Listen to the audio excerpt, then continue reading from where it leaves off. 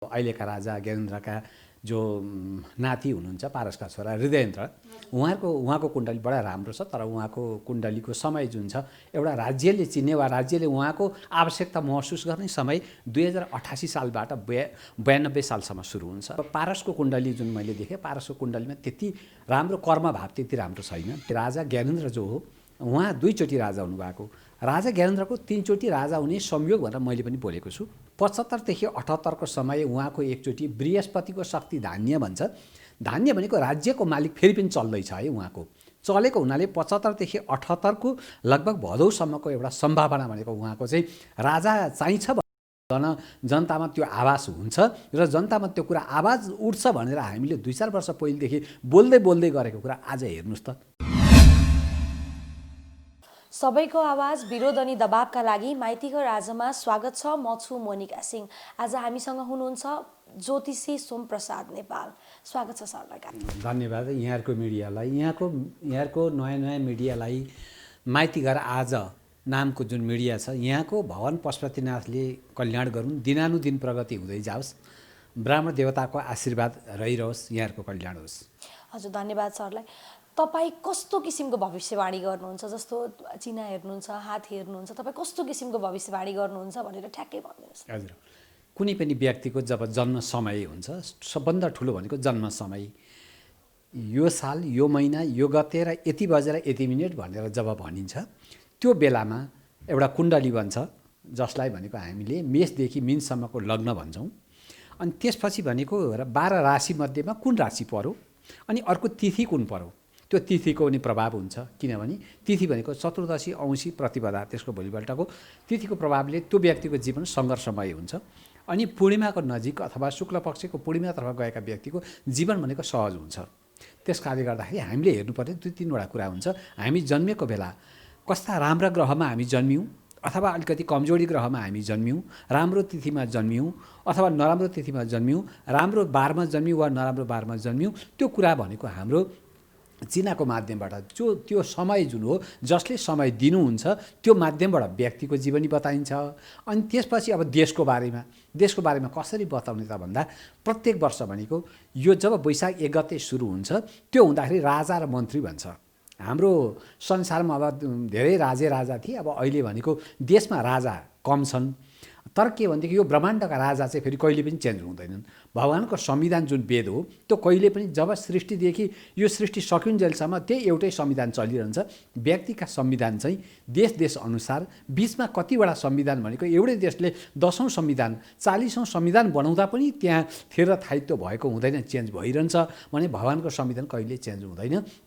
भगवानको संविधान बमोजिम जब सृष्टि हुन्छ, सृष्टिबाट सत्य, त्रेता, द्वापर, कली हुँदै यो सकिने बेलासम्म पनि त्यही संविधानले काम गरिरहन्छ।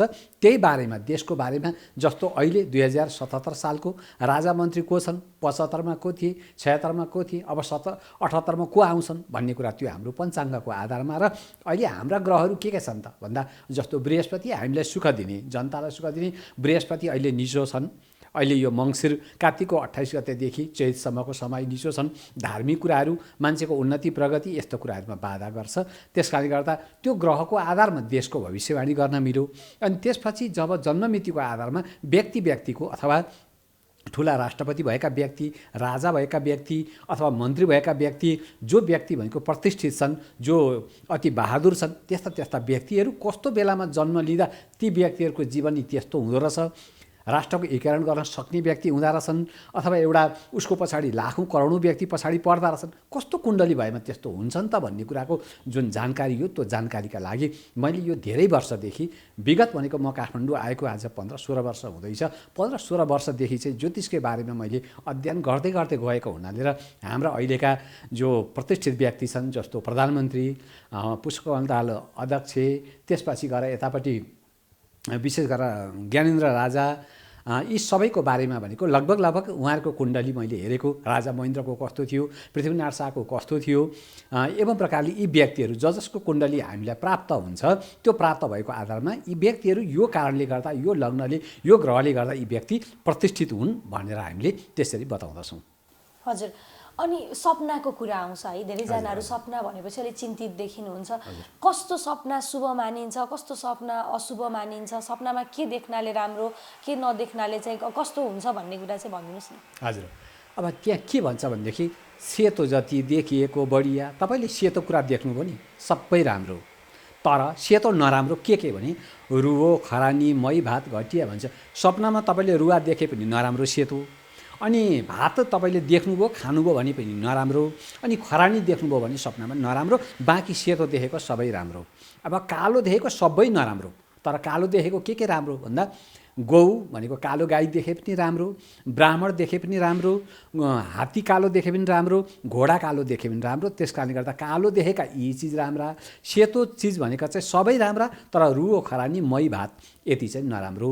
र अब राम्रो सपना कस्तो हो त भन्दा तपाईँ जब काहीँ परीक्षा दिनुभएको छ, परीक्षा दिनुभएको छ, तपाईँ पास हुनुहुन्छ कि फेल हुनुहुन्छ भन्नका निमित्त तपाईँलाई भोलि परीक्षाको रिजल्ट आउँदैछ वा एक महिनामा आउँदैछ, अथवा तपाईँले आज दिनुभएको थियो भरे राति सपना देख्नुभयो। सपना देख्दाखेरि तपाईँले पहेँलो राम्रो फल खानुभयो, तपाईँ उकालो चढ्नुभयो, खोला समुद्र तरेर जानुभयो, तपाईँ उड्नुभयो, उकालो चढ्नुभयो, यस्ता राम्रा किसिमका सपना तपाईँले देख्नुभयो भने तपाईँ पास हुनुभयो, अथवा तपाईँलाई जागिर भयो, राम्रो भयो। तपाईँ उकालो लागेको राम्रो, सूर्य देखेको राम्रो, चन्द्रमा देखेको राम्रो, त्यसपछि मन्दिर देखेको राम्रो, ताराहरू देखेको राम्रो, सेतो कुराहरू देखेको र भगवान् देखेका सबै कुराहरू राम्रा।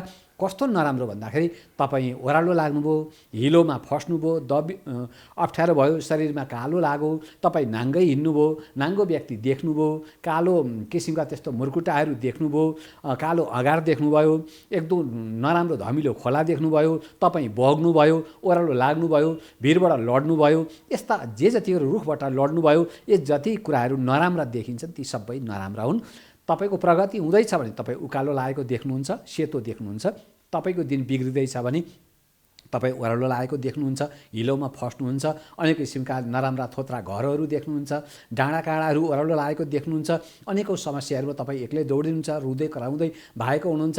यस्तो अवस्थामा तपाईँको स्वास्थ्यमा पनि बाधा हुन्छ, तपाईँको कार्यमा पनि बाधा हुन्छ, सबै कुराहरूको बाधा हुन्छ। त्यस कारणले गर्दा सेतो राम्रो सबै, देवताहरू देखेको राम्रो सबै, गाई देखेको राम्रो सबै, त्यसपछि भनेको सधुवा नारीहरू देखेको राम्रो। यस कारणले गर्दाखेरि स्वप्नमा यी कुराहरू देखियो भने राम्रा, नराम्रो कुराहरू देखियो, कालो चिज देखियो, ओह्रालो लाग्यो, हिलोमा दबियो भने त्यो नराम्रो। कोठीको कुराहरू आउँछ, मान्छेहरू अब कति आजभोलि त यति धेरै अब चेन्जेस भइसक्यो कि मान्छेहरू कोठी फाल्ने यताउता पनि गर्नुहुन्छ होइन। कस्तो ठाउँको कोठीले चाहिँ कस्तो किसिमको प्रभावहरू पार्छ? जस्तो आए दिन आइरहेको हुन्छ नि त, यो कोठीले यस्तो हुन्छ, यो ठाउँमा भएको कोठीले गर्दा यस्तो असर पर्ने, त्यस्तो केही हुन्छ या कोठीले के कस्तो असर पार्छ? कोठीको पनि केही प्रभाव हुन्छ। जस्तो तपाईँको दाहिने हातमा रातो कोठी आयो भनेदेखि रातो कोठीलाई राम्रो मानिन्छ, तर कालो कोठी आयो भने कालो कोठीलाई राम्रो मानिँदैन। चाहे आँखामा आओस्, चाहे हातमा आओस्, कुनै कुरामा आयो भनेदेखि त्यहाँ दुईवटा कुरा बुझ्नु होला, कि त स्वास्थ्यमा केही समस्या दिन खोज्दैछ वा कुनै अलिकति अप्ठ्यारो केही दिन खोज्दैछ भन्ने बुझ्नु होला। कालो आएको कुनै पनि कुरा कालोलाई राम्रो मानिँदैन। कोठी आएको कुराहरूमा भनेको सेतो खालको त खासै देखिँदैन, त्यस कारणले गर्दा अलिकति रातो आएको सेतो आएकोलाई अन्यथा लिनु पर्दैन। तर कालो कोठी आएको छ भने कालो कोठीलाई त्यति राम्रो मानिँदैन। त्यस कारणले गर्दा यो कोठीको पाटो पनि, र त कोठी आइसकेपछि तपाईँको सपना बिपना कस्ता हुँदैछन् त, कोठी पनि आयो, सपना बिपना तपाईँको सप्रिँदैछन्। रातो कोठी आएको छ, राम्रै छ, सपना पनि सप्रिँदै गएका छन् भने त्यो राम्रो पक्षमा मान्नु होला। सपना बिपना पनि बिग्रिँदैछन्, अब कोठीहरू पनि बढ्दैछ भने अगाडि भविष्यमा अलिकति समस्या केही आउने हो कि भन्ने बुझ्नुपर्छ। हजुर, जस्तो अब यिनी कुरा त एउटा धेरै व्यक्तिहरूले जिज्ञासा राखेको कुरा भयो। अब देशको बारेमा कुराकानी गर्दा अब जताकतै देशमा आन्दोलन भइरहेको छ, अहिले राजा फिर्ता ल्याउने, राजा फिर्ता आउनुपर्छ, राजा आऊ देश बचाऊ जस्ता नाराहरू पनि आइरहेका छन् होइन। राजा आउन सम्भव छ त? तपाईँको भविष्यवाणीले के भन्छ यसलाई? मैले 2075 हामीले बोलेको त 2-4 वर्ष 5 वर्षै भयो राजाहरूको बारेमा। यो यस्तो छ, जस्तो अहिलेका राजा ज्ञानेन्द्रका जो नाति हुनुहुन्छ पारसका छोरा हृदयेन्द्र, उहाँको कुण्डली बडा राम्रो छ, तर उहाँको कुण्डलीको समय जुन छ एउटा राज्यले चिन्ने वा राज्यले उहाँको आवश्यकता महसुस गर्ने समय 2088 सालबाट 92 सालसम्म सुरु हुन्छ उहाँको बारेमा। अब पारसको कुण्डली जुन मैले देखेँ, पारसको कुण्डलीमा त्यति राम्रो कर्मभाव त्यति राम्रो छैन, त्यो पाटो भयो। हिमानीको राम्रो छ, त्यो पाटो भयो। त्यसपछि अहिले राजा ज्ञानेन्द्र जो हो उहाँ 2 चोटि राजा हुनुभएको। राजा ज्ञानेन्द्रको 3 चोटि राजा हुने संयोग भनेर मैले पनि बोलेको छु। मैले पनि निकै वर्ष पहिलेदेखि बोलेको छु। जस्तो तपाईँले अरणीको टेलिभिजनमा 2075 सालको भविष्यफल बताउँदाखेरि त्यो बेला पनि मैले बताएको थियो हाम्रो त्यो टेलिभिजनलाई, अथवा मैले धेरैवटा मिडियालाई पनि राजाको बारेमा बोलेको छु। के भने मैले भनेदेखि उहाँको जम्मा 3 चोटि राजा हुने संयोग हो है। 2 चोटि भइसक्नुभयो। कस्तो कुण्डली उहाँको भने मीन लग्न छ। मीन लग्न भइसकेपछि उहाँ रातको लगभग 12 बजीतिर बस्नुभएको छ। उहाँ कुम्भ राशि, उहाँको नाम सबाट आउँछ। सबाट सरोज शाह भनिएको हुन्छ। ज्ञानेन्द्र शाह, वीरेन्द्र शाह भनेको चाहिँ अब त्यहाँ दरबारमा एउटा राम्रो किसिमको नाम राख्ने त्यो प्रचलन हो, तर राशिको नाम त्यहाँ फरक हुन्छ। त्यसपछि उहाँको तृतीय भावमा राहु र मङ्गल छ। अनि त्यसपछि भनेको अष्टम भावमा बृहस्पति छन्। त्यो बृहस्पति भएको हुनाले उहाँलाई किन त त्यो 4 वर्षमा चाहिँ 4 वर्ष पनि पुग्दा नपुग्दा 2007 सालमा राजा बन्नुपर्ने परिस्थिति किन आयो भन्नको लागि त्यो बेला राहुको दशा रहेछ। राहुको दशा भनेको राहु कस्तो ग्रह हो भन्नुहुन्छ भने त्यो अप्रत्याशित क्या। तपाईँलाई राहुको दशा लाग्यो भने तपाईँले सम्पत्ति काहीँ राख्नु भएको छ 2-4 पैसा, म यो दिन्न भन्दा भन्दै तपाईँलाई कस्तो कन्डिसन आइदिन्छ कि त्यो दिउँ भन्ने खालको परिस्थिति नै आउँछ र तपाईँले दिनुहुन्छ। यदि तपाईँले दिनु भएन भने पनि त्यो हराउँछ। त्यस्तो हुन्छ। राहु भनेको अप्रत्याशित। तपाईँले राहुको बेलामा के पनि हुँदैन होला भनेर सोच्नु भएको हुन्छ, तर अप्रत्याशित भनेको राहुले कहिलेकाहीँ राम्रो पनि दिन्छ। त्यस्तै राजा ज्ञानेन्द्र चाहिँ अब राजा होलान् भन्ने कुरा त के कल्पना थियो र, त्यही थिएन नि। त्यो अप्रत्याशित त्यो समयले उहाँलाई भनेको राजा बनाउने एउटा संयोग ल्यायो। हेर्नुहोस् है, 2007 सालमा उहाँ भनेको 4 वर्ष पनि पुग्नु भएको थियो। 2004 सालको मान्छे असार 23 गते रातको 12 बजीतिर उहाँको लगभग जन्ममिति भनेर हामीले लिएका छौँ। त्यसरी अब राजा महाराजाहरूको बारेमा कसैको पनि कुण्डली भविष्यवाणी गर्दा हामीले अनुमति लिनुपर्ने एउटा कुरा हुन्छ। दोस्रो भनेको एउटा प्रतिष्ठित व्यक्तिको लागि त्यस्ता व्यक्तिको राम्रो कुरा बताउनको लागि नराम्रो बताउने कुरा आउँदैन, राम्रो कुरा बताउनको लागि हामीले बताउनै हुँदैन भन्ने कुरा पनि हुँदैन। त्यसकारणले गर्दा उहाँको त्यो बेला भनेको अप्रत्याशित राजा हुने पहिलो चान्स आयो। त्यसपछि भनेको त्यहाँबाट अब समय फरक हुँदै गयो। जब उहाँ दोस्रो चोटि राजा उहाँ बन्नुभयो त्यस बेला भनेको फेरि बुधको समय थियो। बुधको समय भनेको चतुर्थ भावमा बुध अलिकति कमजोरी थियो। हेर्नुहोस् है, उनी वक्र पनि रहेछन्। त्यो बुध ग्रह वक्र। अब वक्र र मार्ग उदय अस्त भन्ने कुरा के हो भने हामीले जहिले पनि त्यो श्लोक शास्त्रलाई लिनुपर्छ। उदिता राज्यता गेया वक्र देशान्तरे गमम मार्गस्थ आरोग्यकर्तारो अस्तमानार्थ नाशका भन्छ। यदि ग्रह वक्र छ भने मान्छे ठाउँमा पुगेर फर्केर आउँछ है। काम गर्छ, त्यो काम छोडिदिन्छ, विदेश जान्छ, त्यहाँ लामो समय बस्दैन, फर्केर आउँछ। वैवाहिक जीवन पनि वक्रको बेलामा विवाह भयो भने त्यो विवाह भनेको टिक्दैन, फेरि त्यो ब्याक हुन्छ। त्यस्तै उहाँको बुधको समय थियो। बुधको समय र वक्र ग्रह भएको हुनाले, अस्त ग्रह भएको हुनाले उहाँले त त्यो छोडिदिनु पऱ्यो नि त, ब्याक आउनु पऱ्यो। त्यो ग्रहले मिलाउने भनेको विशेषता नि यस्तै हुन्छ। दोस्रो चोटि उहाँ हुनुभयो। अब तेस्रो चोटिको पाटोमा मैले के भन्दै थिएँ भने यो 70 भन्दा पछाडि लागिसकेपछि मिडियामा बोल्दै आउँदाखेरि 75 देखि 78 को समय उहाँको एकचोटि बृहस्पतिको शक्ति धान्य भन्छ। धान्य भनेको राज्यको मालिक फेरि पनि चल्दैछ है। उहाँको चलेको हुनाले 75 देखि 78 को लगभग भदौसम्मको एउटा सम्भावना भनेको उहाँको चाहिँ राजा चाहिन्छ जनतामा त्यो आवाज हुन्छ र जनतामा त्यो कुरा आवाज उठ्छ भनेर हामीले 2-4 वर्ष पहिलेदेखि बोल्दै गरेको कुरा आज हेर्नुहोस् त। अब यो भइसकेपछि हामी ज्योतिषीलाई कति व्यक्तिहरूले के कमेन्ट गर्छन् नबुझेर भने, जो ज्योतिषीहरूले आफ्नै भविष्य थाहा पाउँदैनन्, अरूको बारेमा के बोल्छन् भन्छन्। हाम्रो भविष्य हामीलाई हाम्रो परिवारको बारेमा, हाम्रो बारेमा सबै हामीलाई थाहा हुन्छ, तर के हामीले सार्वजनिक गर्ने त मेरो यस्तो छ भनेर सबैलाई भन्ने कुरा त होइन। त्यसकारणले गर्दाखेरि ज्ञानेन्द्रको बारेमा चाहिँ जुन मैले बताएको थियो 75 देखि 78 को भदौसम्म उहाँलाई एउटा सम्भावना भनेको राज्य प्राप्तिको समय एकचोटि आयो, जहाँ कि कूटनीतिक माध्यमबाट अरूले नि तपाईँ बनिदिनुहोस्, तपाईँ हुनुहोस्, तपाईँ आउनुहोस्, यो सम्हाल्नुहोस्, गर्नुहोस् भन्ने खालको परिस्थिति किन भयो त भन्दाखेरि हामीले त्यो बेला बोलेको कुरा आज सडकमा सबैलाई थाहा भयो कि भएन त। त्यसैले त गर्दा हामीलाई ज्योतिषशास्त्र गलत हो भनेर कसैले भन्न सक्दैन, ज्योतिष विज्ञान हो। अनि त्यो भइसकेपछि उहाँको अर्को पालो के आउँछ भन्दा 78 सालको भदौभित्र भनेको अरूकै माध्यमबाट तपाईँले बन्नुपर्छ, तपाईँले देश सम्हाल्नुपर्छ, तपाईँले राम्रो गर्नुपर्छ भन्ने परिस्थितिको आवाज उठ्छ भन्ने कुरा उठो नि त। यो कुरा त ध्रुव सत्य हो। अब त्यसपछि गएर अब 78 सालको भदौ पछिको समय जुन 82 सालसम्मको समय हुन्छ उहाँको, त्यो बेला भ्रामरीको बेला हुन्छ। भ्रामरी भनेको मङ्गल हो, मङ्गलले राज्यलाई देखेको हुनाले त्यो सम्भावना पनि फेरि रहन्छ र राहुको बेलामा त राजा भएको ज्ञानेन्द्र शाहलाई फेरि अगाडिका समय भनेको अबदेखि अगाडिका समय लगभग भनेको 5-7 वर्षलाई उहाँका समय अनुकूल अनुकूल अनुकूल बन्दै गएका छन्। हेर्नुहोस् है, अनुकूल भनेको उहाँलाई उहाँको आवश्यकता पर्छ हुन्छ भन्ने कुराको अनुकूलता बढ्दै गएको छ। त्यस कारणले गर्दाखेरि अहिलेदेखि अगाडि आउने जो समय छ उहाँको लागि यो तेस्रोचोटि राजा हुने सम्भावना कसरी भनेर भन्दाखेरि कति व्यक्तिहरूले कसैले शेरबहादुर देवालाई यतिचोटि प्रधानमन्त्री भनेर कसैले भन्नु होला, त्यो पनि एउटा ज्योतिषीय वैज्ञानिक कारण चाहिन्छ। त्यस्तै मैले भनेको तेस्रोचोटि राजा हुने संयोग भनेर ज्ञानेन्द्र मैले कसरी भने राज्य भावको मालिक बृहस्पतिको अङ्क भाग्य अङ्क 3 हो।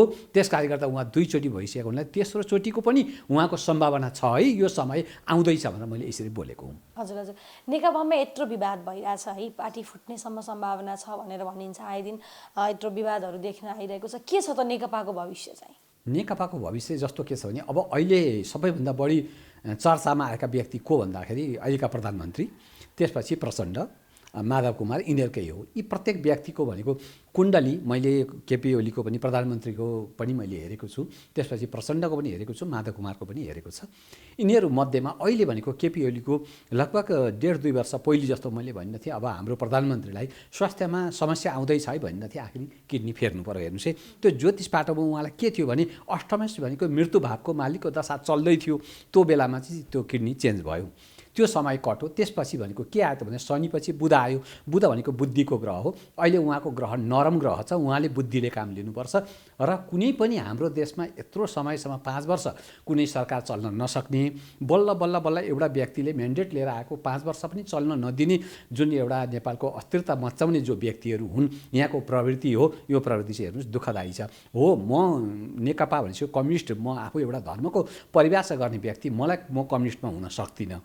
त्यसपछि भनेको मलाई राम्रो भनेको के भने प्रजातन्त्र हुनुपर्छ। राजालाई शास्त्रले पनि मान्यता दिएको हुनाले आज ग्रहका राजा पनि सूर्य हुन्, त्यसपछि बारका राजा पनि आइतबार हो भनेर भने जस्तै यो राजा भनेको चाहिँ हाम्रो धर्मशास्त्रले विशेष महत्त्व दिएको हुनाले हामीले राजा भन्ने कुरालाई हामीले त्योबाट बाहिर हामी हुन सक्दैनौँ। हामीले जस्तै जे भए पनि राजा, किनभनेदेखि रामचन्द्र पनि राजा हुन्, कुनै किसिमको उनको मर्यादा थियो, त्यो संसारले देखेको छ। आज सबैको जिब्रामा राम भनेर राम राजा भनिन्छ, राम राज्य भनेर अहिलेकै नेकपा अथवा अहिलेका सबै नेताले पनि राम राज्य भन्ने कुरा मुखमा लिन्छन् नि त। रामले राम्रो राज्य गरेको हुनाले पो हो त, उनी पनि त राजा हुन् नि। त्यस कारणले गर्दा राजालाई सबै नराम्रो भन्नु हुँदैन। पृथ्वीनारायण शाह जस्तो नेपालको लागि त्यस्तो राजा त भूत न भविष्यति जस्तो, त्यस्तो शक्तिशाली त्यो समय एउटा भगवान शङ्करकै अवतार जस्तो व्यक्ति, त्यस्तो व्यक्तिले आज देशलाई बनाइदिएको छ। अब हामी के छ भने राजाका कुरा सुन्नै नचाहने, हामी भनेको के हुन्छ भने कसैले राम्रो कर्म गरेको छ त्यो प्रति हामी कृतज्ञ हुने कि कृतज्ञ हुने। पृथ्वीनारायण शाहले एकीकरण गरेर पृथ्वीनारायण शाहलाई हामीले कृतज्ञता ज्ञापन गर्ने कि उनलाई चाहिँ कृतज्ञ भन्ने त? त्यस कारणले गर्दा पृथ्वीनारायण शाहले गरेको एकीकरणको देनलाई हामीले बिर्सिनु भनेको सायद हामी नेपाली हौँ कि होइनौँ भन्ने कुरा लिनुपर्छ। अर्को कुरा भनेको त्यसपछि बिचका राजाहरूमा खासै त्यो किसिमको भएन। बहादुर शाहले बाबुको कामभन्दा पनि अझै विशाल नेपाल बनाइदिए। त्यसपछि गएर त्यहाँदेखि बिचका जो राजाहरू उनीहरू सामान्य अवस्थामा आउँदै गए। त्यसपछि जब एकैचोटि यो बिपी र महेन्द्रको जुन समय आयो, त्यो समय आउँदाखेरि कस्तो एउटा समय परेछ भनेदेखि बिपी पनि अति चलाक, धेरै पढेका विद्वान, विश्वबाट चिनिएका, महेन्द्र पनि धेरै बाठा राजा, यी दुईटा सिंह चाहिँ एकैचोटि जन्म भयो नेपालको लागि। त्यो बेला उहाँहरूले के गर्न सक्नु पर्थ्यो भने नेपालमा अब हामी तपाईँ पनि एउटा राजनीति बुझेको मान्छे, संसार बुझेको मान्छे, मैले पनि यो नेपालको लागि माया गरेको, मेरो वंशले यो नेपाल एकीकरण गरेको हुनाले हामी दुईटा मिलौँ र नेपालमा प्रजातन्त्रका निमित्त जनताले आन्दोलन गर्नु पनि नपरोस् र यहाँको परिस्थिति र यहाँको संविधान कस्तो होस् कि जहाँ कि यहाँका जनताले फेरि यो देश परिवर्तन गर्नका निमित्त, अर्को संविधान बनाउनका निमित्त उनीहरूले चाहिँ फेरि झन्डा उठाउनु नपरोस्, आन्दोलन गर्नु नपरोस् भनेर त्यही बेला यी दुईटा बाठा व्यक्तिले नेपाल अनुकूलको संविधान, यहाँको व्यवस्था, यहाँको सबै कुरा मिलाइदिएको भए सकिजान्थ्यो। आज यो अवस्था आउँदैन थियो।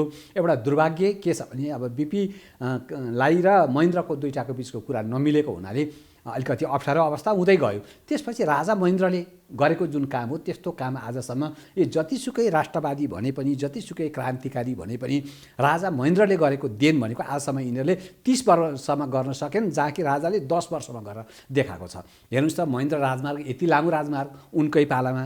नेपालमा भएका जुन प्रशासनिक जुन संरचना छन् ती संरचना त सबै महेन्द्रको पालामा। यस्तो भनेको 10 वर्षभित्रमा यत्रो भ्याउन सक्ने राजा महेन्द्र 100 वर्ष बाँचेका भए 50 वर्ष बाँचेका भए अझै के गर्ने रहेछन्। त्यस कारणले गर्दा कसैले गरेको पनि राम्रो कुरालाई त राम्रो भन्न सक्नुपर्छ नि त। हामीले मात्रै राजालाई राम्रो भन्ने कुरा होइन, हामी सबैले बुझेका हौँ। अब नेपालमा राजाको कुराहरू किन हुन्छ भने यो नेपाल भनेको चाहिँ राजाले बनाएको, एकीकरण गरेको, उसको देन भएको हुनाले उसको वंश एउटा राजाको चाहिँ रहोस्, केही उसको पनि स्पेस रहोस्, केही ठाउँ रहोस् भन्ने कारण त जनताको त चाहना हो। अहिले बुढाबुढीलाई सोध्न गयो भने राजा हट्नुपर्छ कि रहनुपर्छ भने होइन, राजा त रहेको ठिक, त्यो दरबारमा राजा भएकै ठिक, यहाँ त राजा रानी बस्छन्, यो नेपालको एकीकरण गर्ने हुन्, सबैका अभिभावक हुन्, कुनै पार्टीका नेता होइनन् राजा भनेका, राज संस्था होइन, एउटा अभिभावक रूपमा रहनुपर्छ। अर्को कुरा के छ भने जस्तो राजा रहँदैमा देश विकास नहुने होइन, राजा भएर देशको उन्नति प्रगतिमा कुनै बाधा हुने पनि होइन।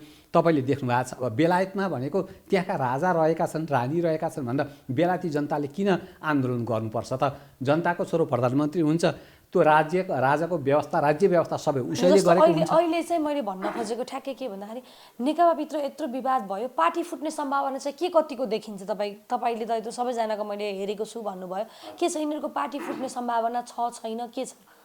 अब जस्तो दुईटाको बारेमा अहिलेका प्रधानमन्त्रीज्यूको बुद्धिले काम लिनुपर्छ, उहाँको समय अहिले सकिएको छैन, एउटा कुरा। दोस्रो कुरा भनेको उतापट्टि प्रचण्डको जुन कुरा छ, प्रचण्डको एउटा राज्यको लागि लगभग भनेको मैले 76 साल साउनदेखि भनिरहेको छु, 4 वर्षको लागि सूर्यको पालो आउँछ, फेरि पनि राज्यको उच्च ठाउँमा पुग्ने आकाङ्क्षा चाहिँ त्यो ग्रहले पनि दिइरहन्छ। एउटा पाटो त्यो। दोस्रो भनेको सङ्कटको समय छ, राजनीतिमा प्रचण्डले धेरै विचार गरेर राजनीति गर्नुपर्छ, किनभनेदेखि उहाँले गरेका अलिकति केही गल्ती कमजोरीका चाङहरू काहीँ बसेका होलान्। त्यस कारणले गर्दा उहाँको कुण्डली अलिकति यस बेला भनेको निकै बुद्धि पुर्याएर काम गर्नुपर्ने प्रचण्डको छ। र अर्को कुरा के हुन्छ भने दुईटा व्यक्तिको एउटा सिद्धान्त नमिलेको हुनाले यसको भविष्य चाहिँ छैन, भविष्य छैन। समग्र रूपमा अब राजनीतिकै कुरा गर्दाखेरि विभिन्न पोलिटिकल पार्टी जस्तो यता साइडमा नेपाली काङ्ग्रेस पनि छ होइन, तपाईँको अब अहिले त 2/3 सरकार भयो, समग्र रूपमा नेपालको राजनीतिको भविष्य चाहिँ के छ? अब नेपालको राजनीतिको बारेमा अझै पनि नि राजनीति मिलेको छैन। हेर्नुहोस् है, यहाँको व्यवस्था र राजनीति अहिले पनि मिलेको छैन। त्यो फ्रान्समा लगभग के भएछ भन्नुहुन्छ भनेदेखि एकचोटि संविधान बनाए, जनतासँग पुर्याएनछन् त्यसको म्यान्डेट लिन, त्यसपछि गएर केही समयपछि त्यो भङ्ग भयो, फेरि गर्दै गर्दै गएर धेरैचोटि 30औँ 40औँ चोटि बन्दाखेरि पनि अन्तिममा गएर चाहिँ जनतामा जब त्यो म्यान्डेट पुर्याएपछि बल्ल त्यहाँबाट जनताहरू चुप लाएर भएछन् र अब ठिक छ भने। त्यस्तै नेपालको जुन व्यवस्था अहिले 3टा चेन्ज भयो नि, गणतन्त्र, सङ्घीयता, धर्मनिरपेक्षता, यी 3टा कुरा भनेको जनतासँग पुर्याएको छैन। यो छलेको छ, ढाँटेको छ, टेबल मुनिबाट यसलाई घुसाइएको छ। त्यस कारणले गर्दा यो व्यवस्था नमिलेसम्म नेपालमा शान्ति कहिले पनि हुँदैन। किन भन्दाखेरि यहाँ अर्थ केही परेन, जनताको छोराले राज्य व्यवस्था गर्नु, एउटा राज संस्था मात्र रहोस्, अर्थ केही छैन। खोपीको देवता जस्तो नेपाली एकीकरण गरेको हुनाले त्यो त्यहाँ रहोस्। त्यसपछि भनेको धर्मनिरपेक्षताले गर्दा देशमा धेरै समाज धेरै भाँड भैलो भयो। भाँड भैलो किन भयो भन्नुहुन्छ भनेदेखि मैले धेरै ठाउँमा सुनेको छु, कोही एउटा बाबु परलोक भए, घरमा दाजु हिन्दू धर्मको रहेछ, भाइ क्रिस्चियन धर्मको रहेछ, त्यसपछि अब केही भइसकेपछि के भनेको रहेछ भनेदेखि म हिन्दू धर्मबाट गर्छु भन्ने दाजु, भाइ भनेको होइन म त क्रिस्चियन भए क्रिस्चियन धर्मबाट बाबुको कर्म गर्छु भन्ने बित्तिकै तिनै झगडा छ, नराम्रो छ। त्यस कारणले गर्दा एउटा परिवारभित्र दुईटा धर्मको व्यवस्था हुनु त राम्रो होइन। हाम्रो धर्म भनेको विश्वमा सबैभन्दा 1 नम्बर उत्कृष्ट धर्म हाम्रो नि हो, वेद धर्म हो। वेदको माध्यमबाट जर्मनीमा गएर रिसर्च गरेर आज यत्रो संसारको विकास भएको छ। हामीले यो धर्मलाई नराम्रो भन्नु हुँदैन। त्यस कारणले गर्दा अझै पनि यहाँ ल्याएका 3टा व्यवस्था छन्, यी 3टा व्यवस्थालाई जनतासँग लगेर जनताको अधिकार लिएर उनीहरूको स्वीकृति लिएर जब यहाँ व्यवस्था मिल्छ, राज्य व्यवस्था मिल्छ, त्यहाँबाट भनेको अनि फेरि अर्को के हुन्छ, राज्य व्यवस्था त मिल्यो, अब देशलाई के गर्छु भन्ने इच्छा भएको व्यक्ति पनि त चाहियो नि। त्यो अहिलेसम्म भनेको त्यस्तो व्यक्ति देखिएन। जो व्यक्तिले गर्छु भने तिनीहरूले गरेनन्, अर्को कुरा गर्न नदिएको पनि हुन्छ। अहिले कति नराम्रो दुर्भाग्य कुरा छ, आफ्नै पार्टीका व्यक्तिहरूले प्रधानमन्त्रीलाई 5 वर्ष टिक्न नदिने परिस्थिति भएको छ। त्यस कारणले गर्दा नेपालको राज्य व्यवस्थाको परिस्थिति अझै पनि भविष्य छैन यसको। यो जुन दिन मिल्छ, जनतामा लगेर यसलाई स्वीकृति गराइन्छ, त्यो दिनबाट मात्र नेपालको राज्य व्यवस्थाहरू सबै मिलेर जान्छ। त्यसपछि भनेको केही गर्छु भन्ने त्यस्तो लिडर जन्मिनु पनि पर्छ। र अर्को कुरा के छ भने राज्यमा गइसकेपछि प्रधानमन्त्री भइसकेपछि सजिलो कुरा छैन। हामीले घर चलाउन जुन किसिमको कहिलेकाहीँ गाह्रो हुन्छ भनेदेखि चीनको दबाब होला, चीनले के चाहला उसको कुरा पनि सुनिदिनु पर्यो, भारतको कुरा पनि सुनिदिनु पर्यो, अमेरिकाको कुरा पनि सुनिदिनु पर्यो, मुस्लिम कन्ट्रीको कुरा पनि सुनिदिनु पर्यो, युरोपियन युनियनको कुरा पनि सुन्नु पर्यो। अब राज्यमा गइसकेको व्यक्तिलाई भनेको कता कताबाट दबाब हुन्छ, त्यहाँ पुगेपछि सजिलो त हुँदैन पक्कै पनि, जोसुकै जति जे भए पनि। तर पनि के हुन्छ भने मान्छेको दृढ शक्ति छ भने जसरी कुलमानले उज्यालो बनाएरै छोडे उनलाई पनि अवरोध आयो होला, त्यस्तो व्यक्ति भनेको अहिलेसम्म देखिएन। तर अझै पनि जनताको नजरबाट हेर्ने हो भने नेपालको राज्य व्यवस्था आजसम्म मिलेको छैन, अझै मिल्न बाँकी छ। जुन दिन मिल्छ त्यहाँबाट बल्ल कहिलेसम्म मिल्ला त? अब यो जुन दिन भनेको चाहिँ के छ भने यो जनता एकचोटि फेरि आक्रोशमा अगाडि बढिसक्यो। यिनीहरूले किनभनेदेखि लुकीचोरी ल्याएका यी 3टा व्यवस्था छन्, सङ्घीयता, गणतन्त्र, धर्मनिरपेक्ष, यी 3टा छन्। यो जनताको मेन्डेट बिनाका छन्। जुन दिन जनताको मेन्डेटमा पुर्याइन्छ र यो स्वीकृति हुन्छ त्यहाँबाट भनेको नेपालको राज्य व्यवस्था स्थायित्व र थिरमा जान्छ। अर्को कुरा के हुन्छ भने जनताबाट प्रत्यक्ष निर्वाचित प्रधानमन्त्री हुनु पर्यो, उसले गल्ती गर्यो भने उसलाई फेरि फिर्ता बोलाउने त्यो व्यवस्था पनि संविधानमा हुनु पर्यो। यी सबै कुरा भइसकेपछि मात्र यहाँको व्यवस्था हुनुपर्छ। र मुख्य कुरा के छ भने म गर्छु यो देशलाई के बनाउँछु भन्ने त्यो दृढ शक्तिको व्यक्ति चाहिँ हुनै पर्दछ। अहिलेसम्म त्यस्तो छाड देखिएन। अब राजाको तर्फको कुनै विश्वासिलो व्यक्ति आजसम्म देखिएको पनि छैन, त्यो आन्दोलनको अगुवाई गर्ने खालको व्यक्ति। यतापट्टि भनेको जो व्यक्ति हामी अग्रगामी हौँ, क्रान्तिकारी हौँ भनेर अगाडि आए, उनीहरूले पनि नेपालको समाज, यहाँको धर्म, यहाँको परिस्थिति अनुसारको उनीहरूले पनि त्यो व्यवहार देखाउन सकेका छैनन्। त्यसकारणले गर्दा अझै पनि यहाँको राज्य व्यवस्था, यहाँको भविष्य अझै पनि सुरक्षित छैन। हजुर, अन्तिममा जाँदा जाँदै माइतीको राजाबाट के भन्न चाहनुहुन्छ? के भविष्यवाणी गरेर या के सुझाव दिएर के भनेर जान चाहनुहुन्छ? अब नेपाली दाजुभाइ तथा दिदीबहिनीहरू, अब के हुन्छ भने हामी युवा हुन्जेलसम्म एउटा तातो हाम्रो खुन हुन्छ, रगत हुन्छ। त्यो बेला भनेको हामीले कति कुरा बुझ्यौँ, कति कुरा बुझ्यौँ न होला। जब हामी वृद्ध हुँदै जान्छौँ, 40 कट्दै जान्छौँ, त्यसपछि धेरै कुरा बुझ्छौँ। धर्म के हो, यहाँको समाज के हो, कसरी बसेको छ, यहाँको राज्य व्यवस्था कस्तो हो, दलको के देन छ, कुन पार्टी राम्रो हो, राजाले हिजोभन्दा पहिले के गरेका थिए, भूतकालमा पृथ्वीनारायण शाहको के दिन थियो, महेन्द्रको के थियो, राजाको के थियो, जनताको के थियो, कस्तो समाज छ, कस्तो धर्म छ, के संस्कार छ भन्ने कुरा राम्रो तरिकाले अध्ययन गरेर बुझ्नु पर्दछ र त्यो बमोजिमको व्यवहार गर्नुपर्छ, त्यो बमोजिमको कमेन्ट गर्नुपर्दछ। हामीले पनि जे कुराहरू बोल्छौँ, बोल्दाखेरि भनेको हामीलाई भनेको नेपाल सरकारले के त हामीलाई पैसा दिएर त यो बारेमा बोल भनेर भनेको त हुँदैन। सरकारको एकवटा चिया पनि खाएको हुँदैन हामीले। त्यसकारणले गर्दा हामी सबैले नेपालको राज्य व्यवस्था, यहाँको उत्पत्ति, यहाँको समाज, यहाँको सबै कुराहरूलाई विचार गरेर मात्र हामीले बोल्नुपर्छ, विचार गर्नुपर्छ। किनभने कसैका कुराहरू एउटा नस्लीय आधारमा कसैका कुरा सुन्ने बित्तिकै यो व्यक्ति गलत हो भन्ने खालको त्यो परिपाटी हामीले त्यागिदिनु पर्दछ। यो देशको माया तपाईँलाई छ, मलाई छ, सबैलाई छ। हामीले एउटा राम्रो तरिकाले यहाँको परिपाटी बुझेर मात्र हामीले कमेन्ट गरौँ, विचार गरौँ, अनि त्यसपछि गएर अगाडि बढौँ। यसैमै सबैभन्दा कल्याण हुन्छ। भवन प्रशस्तनले कृपा गर्नुहुन्छ, हामी सबैको राम्रो हुन्छ। यसैमा नि हाम्रो सुझबुझ नै सबैभन्दा ठुलो कुरा हो। हस् त, कार्यक्रममा आइदिनु भयो त्यसको लागि धेरै धेरै धन्यवाद। धन्यवाद यहाँहरूलाई पनि। यहाँहरूको जुन मिडियाको उत्तरोत्तर प्रगत भइरहोस्। भर्खरै जुन सुरु भएको मिडिया छ, किनभनेदेखि अब राम्रा कुराहरू, राम्रा मान्छेहरू यहाँहरूले ल्याउन सक्नुहोस्, राम्रा विचारहरू जनतामा पुर्याउन सक्नुहोस्। किनभनेदेखि कोही व्यक्तिहरूले अहिले अति नै उदण्ड किसिमका कुराहरू ल्याएर मात्र पनि हुँदैन, त्यो क्षणिक मात्र हुन्छ। अलिकति बौद्धिक हुनु पर्यो, यथार्थपरक हुनु पर्यो। त्यस्ता कुराहरूलाई यहाँहरूले विचार गरेर अगाडि बढाउनु होला, त्यस्ता पात्र ल्याउनु होला। यहाँहरूको कल्याण होस्। सर्वे भवन्तु सुखिनः, सर्वे सन्तु निरामय, सर्वे भद्राणि पश्यन्तु मा कश्चित् दुःखभाग् भवेत्। ओम शान्ति, ओम शान्ति, ओम शान्ति।